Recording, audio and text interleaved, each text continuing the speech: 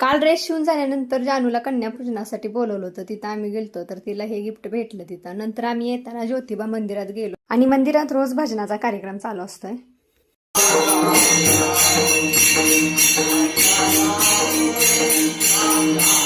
आणि ज्योतिबा मंदिराच्या आवारातच देवीला बसवलं होतं. मग देवीचं पण दर्शन घेतलं आणि संध्याकाळी परत आम्ही गरबा बघायला गेलो.